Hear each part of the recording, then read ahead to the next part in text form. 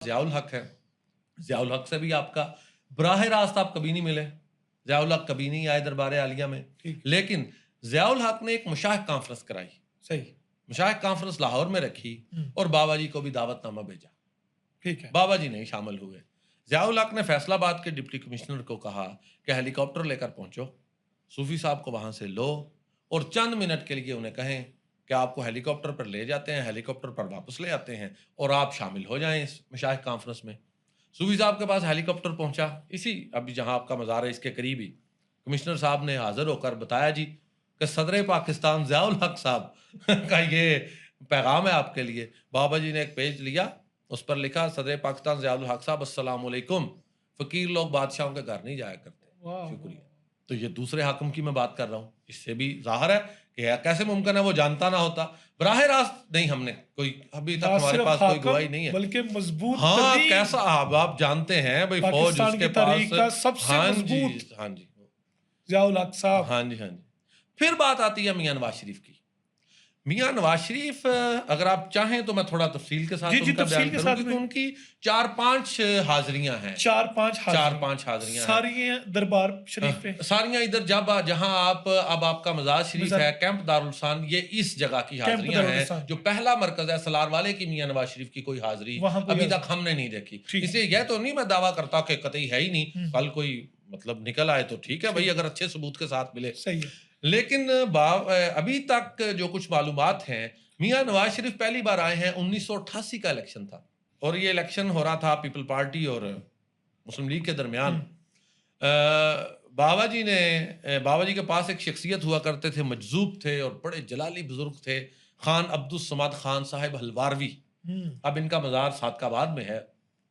बाबा जी अक्सर अहम मौक़ों पर इन्हें दुआ के लिए भी तलब फरमाते और ये मजलिस का रूहानी अहवाल भी रकम करते। इन्हें बाबा जी ने बुलाया और कहा कि नवाज शरीफ के लिए दुआ करें। इन्होंने दुआ के लिए हाथ नहीं उठाए। अच्छा। बाबा जी ने दूसरी बार कहा, इन्होंने फिर नहीं हाथ उठाए।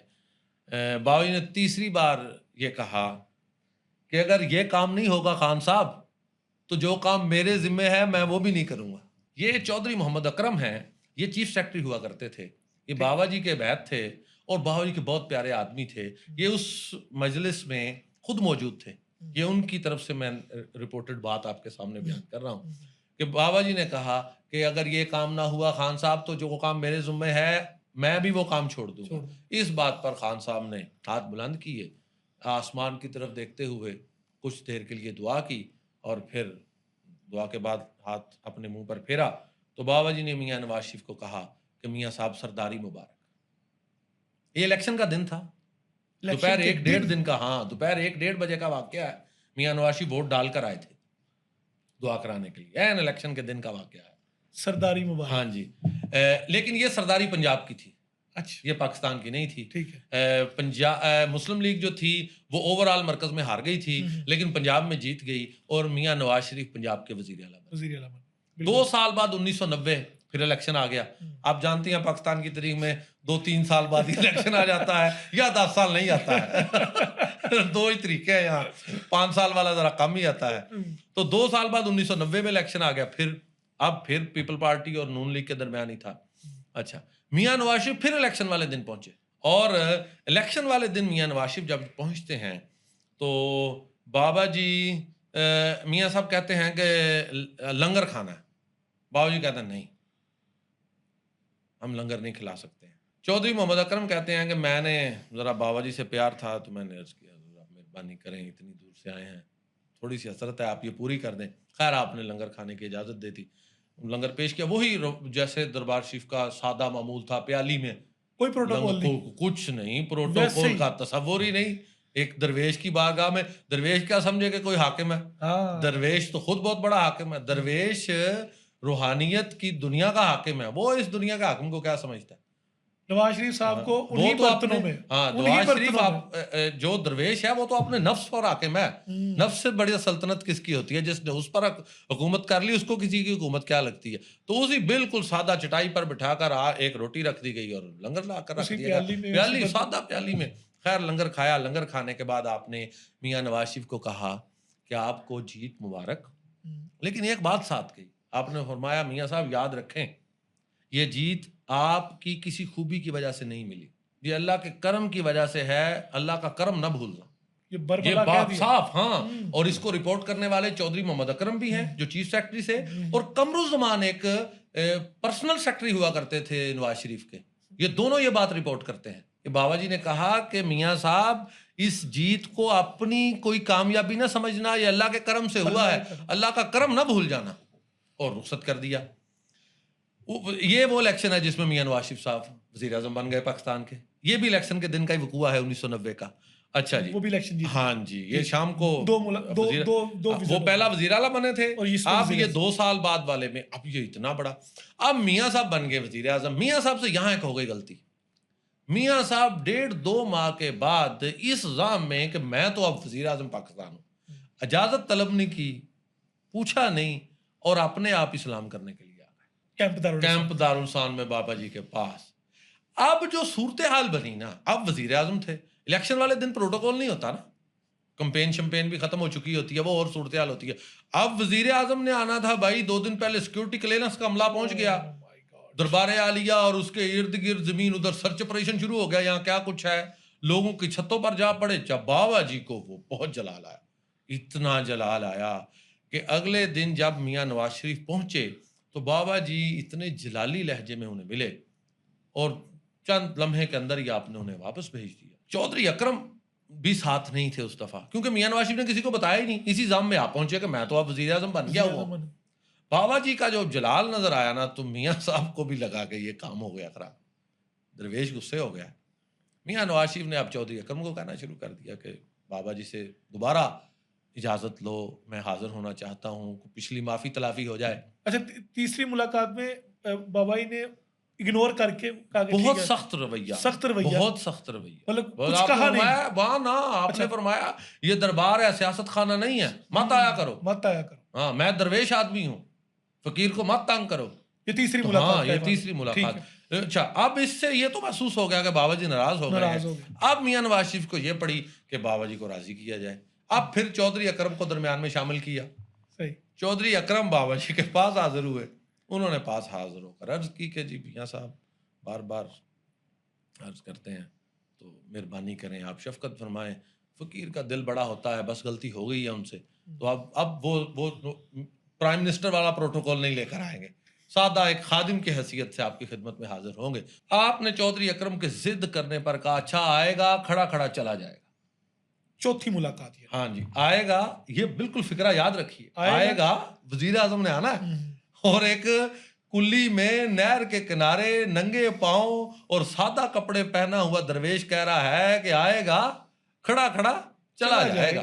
खैर जी, चौधरी अकरम ने सोचा इजाजत मिली, जान छुट्टी, उधर भी वजीर आजम है तो मैं चीफ सेक्रेटरी हूँ, तो जाकर खुशखबरी सुनाऊं। जाकर बताया जी मियां साहब इजाजत मिल गई। आप दिल में कि जब चले ही जाएंगे तो बैठ भी जाएंगे। तो जी पहुंच गए मियां साहब, चौधरी अकरम भी अब साथ हैं। ये जिस जगह पर बाबा जी सरकार का मजार है, आपने वो जगह देखी हुई है। इसको बाबा जी सरकार साबरी कुल्ली कहा करते थे। साबरी कुल्ली, हाँ जी, हजरत अलाउद्दीन अली अहमद साबर कलियर वाले, जो हजरत बाबा जी पाक पतन वाले जो हैं, फरीदुद्दीन गंजे शकर, उनके भांजे हैं। बाबा जी को सारा फैज साबर साहब से था, इसलिए आप साबरी भी हैं। तो वो साबरी कुल्ली थी। ये मियां नवाज शरीफ चल के उधर से इधर आए हैं, बाबा जी जल्दी जल्दी उठे हैं और साबरी कुल्ली के करीब आ गए हैं कि यहाँ खड़े खड़ी मैंने इन्हें रुखसत करना है। वो बात हुई है कि आएगा, खड़ा खड़ा चला जाएगा। चौधरी अकरम कहते हैं कि मुझे नवाज शरीफ रास्ते में कहने लगे कि मैंने आज बाबा जी की खिदमत में कुछ पैसे भी पेश करने। मैंने कहा जी कितने? कहते 20-22 लाख हैं। वो बात असल में वही थी कि मुझसे गलती हो गई है, तो अब माफी भी, और चलो कुछ थोड़ा नजराना भी हो जाए, किसी तरीके से तलाफी हो जाए जो कुछ रवायती दरवेश। हाँ, तो चौधरी अकरम साहब ने कहा मैं कर लूंगा बात, इंशाल्लाह अर्ज कर लूंगा। तो चले, जब पास पहुंचे हैं, बाबा सरकार ने सलाम लेते ही दुआ करी, हाथ खड़े किए उस कुल्ली के पास खड़े होकर। और आप कुल्ली भी देखा है, वो गोल सी है। उस वक्त ये सादा हुआ करती थी, शहतूत, टाली, बेरी इसकी शाहों के साथ बनी थी, इस तरह नहीं थी। अब तो बड़ी नफीस कुल्ली है, तो वो बड़ी सादा सी थी। बहरहाल वो कुल्ली फकर का शान थी, ये भी बड़ी शान वाली है, लेकिन जो बाबा जी के अपने हाथों से बने हुई थी उसकी क्या बात थी। अच्छा, बाबा जी ने दुआ के लिए हाथ खड़े किए। कोई चंद सेकंड, आपके दुआ के हाथ इतने ही होते थे, चंद सेकंड, बहुत लंबी देर तक दुआ नहीं फरमाया करते थे, बस इतने। दरवेश का इतना हाथ खड़ा कर देना काफी होता है किसी के लिए। अच्छा, आपने हाथ फेरा चलो वापस। हाथ फेरते ही कहा, चलो वापस हेलीकॉप्टर की तरफ। चौधरी अकरम ने अर्ज किया, जी मियाँ साहब कुरान बाल की जियारत करना चाहते हैं। आपने फरमाया वापस, सख्त लहजे में। चौधरी अकरम ने समझा कि मैं बड़ा प्यारा हूं, मैं फिर अर्ज करूं हुजूर नहीं। आपने फरमाया मैंने कहा था आएगा, खड़ा खड़ा चला जाएगा, वापस चलो। चौधरी अकरम के तो औसान कता हो गए, उन्हें तो वो पैसों वाली बात गई भूल कि मैंने वो 20-22 लाख की बात भी करनी थी। मियां नवाज शरीफ ने, इनका हौसला कुछ और तरह का होता है, इन्होंने कहा चला और कुछ नहीं, पैसे वाली बात मैं खुद कर लेता हूँ। ये आगे हुए, उनका बाबा जी मैं कुछ आपकी खिदमत में नजराना पेश करना चाहूँ। उन्होंने क्या पेश करना चाहते हो? जी को है जी 20-22 लाख का चेक पेश करना चाहता हूँ।